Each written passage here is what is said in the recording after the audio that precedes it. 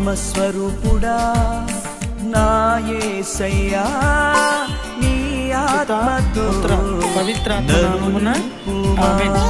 క్రీస్తునాథుని యందు ప్రియమైన దైవ ప్రజలారా, తపస్సు కాలము 40వ రోజు ధ్యానాంశము ఆత్మలో ఫలించుట దీక్షా ఫలము.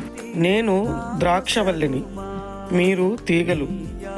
ఎవరు నా యందు ఉండునో, నేను ఎవరి యందు ఉండునో అతడు అధికముగా ఫలించును. 40 రోజుల ఉపవాసము చేసి చివరి రోజులో ఉన్నాము. ఇది ముగింపు కాదు, ఆత్మలో అభివృద్ధి చెందుటకు ప్రారంభ రోజు. మనం వదిలిపెట్టిన పాపాలు తిరిగి మనతో చేయించటానికి సాతాను పెద్ద సేనను తీసుకుని వస్తుంది. అనేక రకాలుగా పడగొట్టడానికి ప్రయత్నం చేస్తుంది. అందుకే మనము ప్రభువుని అంటిపెట్టుకొని ఉండాలి. ఈ ప్రార్థనలు, వాక్య పఠన, ధ్యానాలు మన నుండి దూరం చేసుకొనక అధికంగా ఫలించటంలో ఇంకా మనం శ్రమపడ పొందిన దీక్షాఫలం వృధా కాకుండా జాగ్రత్త పడాలి.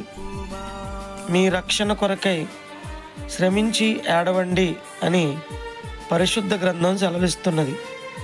కనుక ఒక్కరోజు మనం ఆదమరిచిన అపవాదికి అవకాశం ఇచ్చినట్లే అని గుర్తుపెట్టుకోవాలి.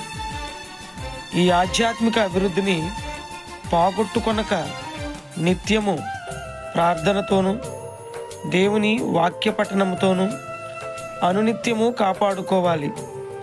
నీవు వదిలిపెట్టిన చెడు పనులను, దుష్టవాంఛలను, పాత స్వభావాలను మరలా తలెత్తకుండా, జీవితంలో చోటు చేసుకోకుండా జాగ్రత్త పడాలి.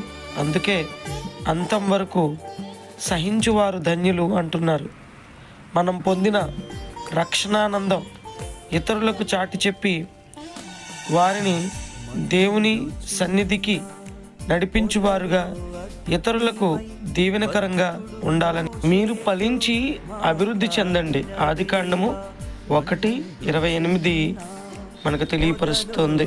క్రీస్తు మనస్తత్వం నాలో ఉన్నదా? ఈ చివరి దినమున నేను తీసుకుంటున్న నిర్ణయం ఏమిటి? ఆత్మలో ఫలించుటకు నేను ప్రతిదినం శ్రమపడుతున్నానా అని ఆత్మ పరిశీలన చేసుకుని ప్రార్థన చేసుకుందాం. ఓ త్రిత్వైక దేవ, ఈ 40 దినములు నన్ను దీక్షలో జీవింపచేసినందుకు స్తోత్రములు. మీరు ఒప్పింపచేసిన పాపాలు ఏవి నాలో తిరిగి ప్రవేశించకుండా నన్ను మీ కాపుదలలో భద్రపరచండి. సైతాను శోధనలో యుద్ధం చేసి గెలవగలిగే శక్తిని దయచేయండి. అధికంగా ఫలించుటకు, అభివృద్ధి చెందుటకు నన్ను మీతో అంటుకట్టండి. ఎన్ని ఆటంకములు వచ్చినా పొందిన దానిని విడిచిపెట్టక మీలో అధికంగా ఫలించు కృప అనుగ్రహించమని మా నాథుడైన క్రీస్తు ద్వారా మనవి చేయుచున్నాము. ఆమేన్. పిత, పుత్ర, పవిత్రాత్మ నామమున ఆమేన్. పరిశుద్ధతనీయుమా, పరిశుద్ధాత్మదేవుడా పరిశుద్ధతనీయుమా, ఆత్మస్వరూపుడా నా యేసయ్యా నీ ఆత్మతో నన్ను నింపుమా.